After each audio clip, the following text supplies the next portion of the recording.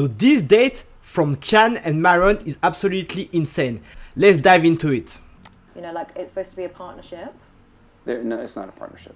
Why That's is it not? another common lie in modern day dating. It's not a But partnership. I want a whatsoever. partnership though. Question for you. Do you want a man that's taller than you? Idealistically speaking? I do probably because I like to wear heels. I like to be thin. Fantastic. Do you want a guy that's stronger than you? Yeah. Do you want a guy that makes more money than you? I'm not fussed about money. Okay. Well, you wanted to Still make big at cap. least your equivalent, if not preferably better. Remember, this is your ideal guy. Yeah. Okay. Do you want a guy that's more confident than yourself? Yeah. More experienced than yourself? Yeah. Okay, you basically described the superior. So you expect this guy to come in and have a partnership with you? Whatever he might excel on, I'll also add value in other ways because it's not always about being physically on par with that person just for certain requirements. Like you can't birth a baby, you know. And things Yeah, like that. but- Okay, I think that's very interesting. I like the fact that she openly admitted hypergamy. She wants a man that is taller, a man that is stronger, a man that is financially better. It's good that she acknowledged that part. Now, if you want a man that is better on all metrics, you need to trust him because you chose this man and you need to trust him to be the leader because he's better on most aspects. And the thing is that you can't really have a partnership because you need one person to lead and one person that follow the one that leads. Let's take an example. If you're playing for a football team, how many captains there are? There is only one captain per team because the captain is the leader of the team. If the captain gets injured, then the co-captain will step up to the mark. However, there's always one captain. Similarly, in the corporation, there's always one CEO because it's much easier to make decisions when one person has the final say. And the same thing is true for countries. There's only one president or one prime minister. So it's important to trust the leader and the leader will make the best decision for the country, for the corporation, or in that case, for the family. The point I agree with Chian is that men and women are different and they both bring different values to the table. A man will be looking for a woman to make a house a home. On the other side, a woman will be looking for a man to provide and protect their family. At the end of the day, men need women and women need men. It's important to highlight that the life of a man without a woman will be missing an important piece. Probably you won't be able to create a family and kids to have a legacy. Similarly, a woman is amazing in a lot of different situations. For example, to take care of you when you're not well. For example, to also create this house, this great environment to live in. It's also important to share with that person the precious moment of life and to have common memories. A lot of men have given up on dating, on relationship, or on any type of connection with women. And it's a bit of a shame because when things are difficult, the best solution is usually not to give up. Usually is to find a solution and to master the game. When the game is complicated, always find a solution. Let's continue. I'm just curious to know. I would raise my son to not be a victim. I'm at a point now where very successful financially, but my son would not see any of this money at all. I would make him get it out the mud because, like we discussed before, trust fund babies typically don't know what to do in life and how to, they don't understand and appreciate the value of a dollar. And I thank my dad for instilling that in me early. I mean, my first job was at McDonald's and I got fired. And I quickly learned that I didn't want to be in the service industry, but it made me appreciate people in the service industry. Yes, I really like this point from Myron. It's not always about giving money to your kids. It's not always about giving everything that they request. The most important thing that you can give to your kids is the values that are used to build wealth. The values to become a great individual, to build your character every day, to have a better character every day. These are the important things that you have to give to your kids. And to be fair, whether it's a boy or a girl, they need to learn the values. Obviously, you will not raise the boy the same way you raise a daughter, but both of them need to learn good values. It reminds me of the story of David Beckham's son, where he requested his son to work as a waiter in order to appreciate the value of wealth, the value of money. And I think that is a fascinating story. I will definitely do the same with my kids. They will not be able to have lots of money, they will have to work for it. And one aspect that we neglect is that when you work in a low-paid job, you get mixed with different people, people with different background, people with different classes. And that is so important in order to have the cohesion in the society. But as a person that is middle or upper class, it will be fascinating to mix with different people from different backgrounds.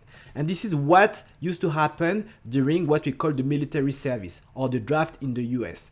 People from different backgrounds used to mix together around one ID that used to be the country.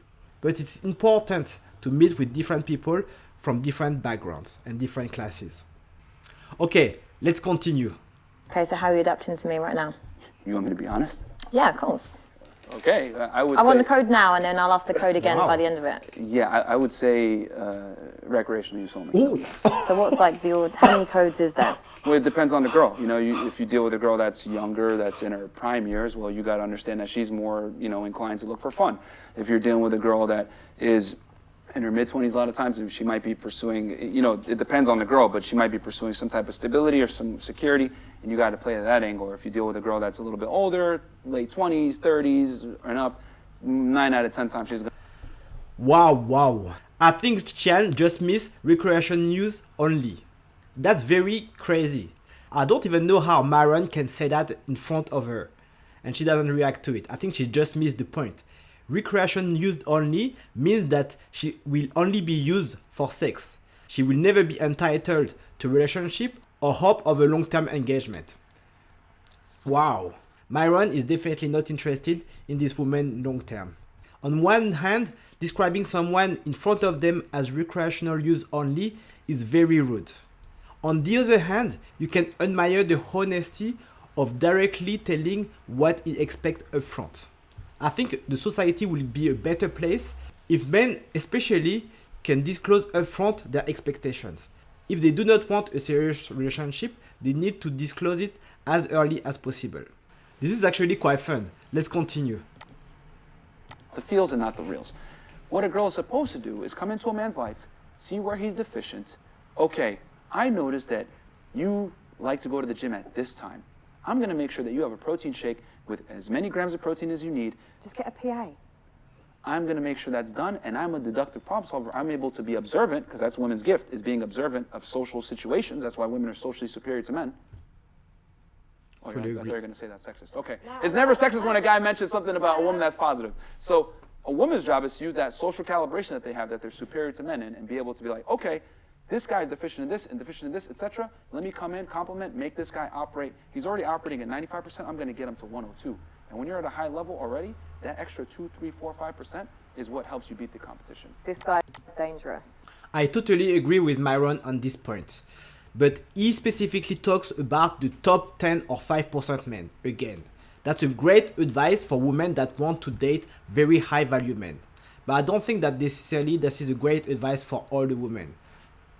Ideally, a woman that can add value to the man's life can be amazing, even for an average man. This advice is particularly important for women that are looking for high caliber type of men. This is really fun. Let's look at the next one. Progress in your life? Well, you got to train them. No, you haven't. In order to train someone, you need them to listen. I'm telling you, no woman is listening to you. Like, most girls come into your life, and if you don't know what you're doing, she's going to come in as a liability, 100%. No, you don't train them, though. You have to train It's them. like training a dog. You wouldn't do that. Oh, here we go. I knew that was going to be... No, but it's true, though. It's not training. It's not something like, once again, it's just seeing this person as your equal. Okay, but showing the person respect. It's not training. So I look at it like, if I'm going to have a girlfriend, and she's going to be my girl, and she's going to have my title, well, she's got to be trained to rise up to a certain level, because I'm going to make her into an asset. Buy me a bag, do this, blah, blah, blah, take me on trips, whatever, when they haven't earned it. So you got to detrain those bad behaviors out of that girl and make her an asset into your life versus a liability. Most guys don't understand their value. They bring a girl into their life. They give her everything. She hasn't earned it. She doesn't respect him. She's walking all over him. She started to dictate the relationship. You're not getting sex tonight, blah, blah, blah. He's so rude. Obviously, this is your experience, so I can't argue that. Oh, that's funny. That's really funny, actually. I agree with Chian in the sense that when people show you respect, you need to show them respect. You have to respect people. That's very important. I don't think that training is necessarily the right word. But I understand Myron's point. Myron's point is talking particularly about the top 10%, 5%, 1% men.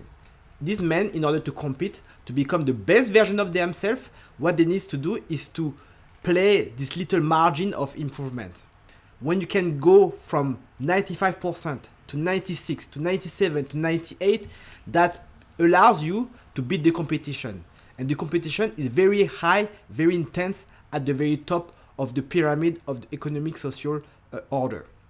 So in order to beat the competition, you need to have this edge.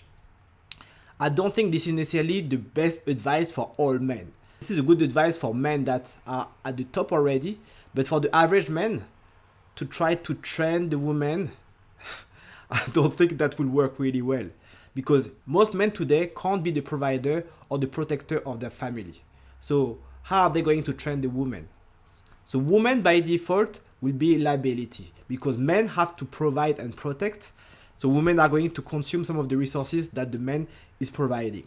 So by default, this is what Myron is saying, is that a lot of women are liabilities to start with. For the top tier men, they need to adapt in order to become an asset. So some high value men, for example, will like their girlfriend or wife to be able to clean the house and to cook, for example. Other high value men will like their woman to maybe participate to the business, add value by doing things that are important in the business. Maybe becoming the secretary, maybe becoming the PA, maybe managing the marketing side, whatever it is. Some men will lack this aspect. So to each their own.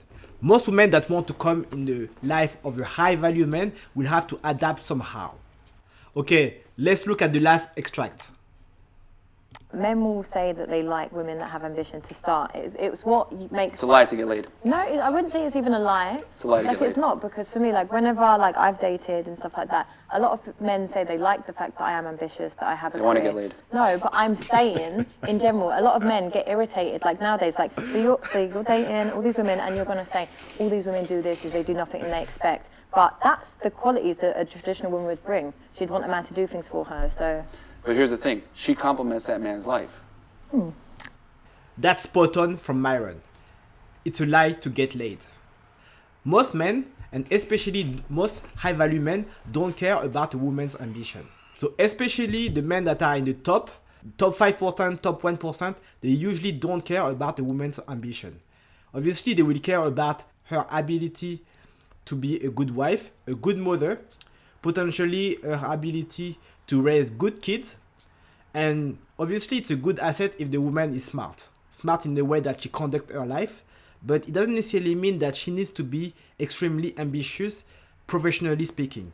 She needs to be ambitious in terms of the way she wants to have a family, for example. Personally, I would be very impressed if the woman is telling me, I'm very ambitious, I want to have the best possible family. That will be something that will really impress me. Or another woman coming and saying, oh, I want to have the best possible kids. That will definitely impress me. But this pickup line, I like women that are ambitious, is definitely for most men a line to get laid. And some of the men will genuinely believe it, but these are the men that score poorly in the social economic status. At the end of the day, you know this specific saying, his money is ours, her money is hers. Most of the women will not share as much of their resources with men. That's a fact. When you go on a date, when you go on the trip, when you go on holidays, most of the time the men will be in charge of most of the expenses.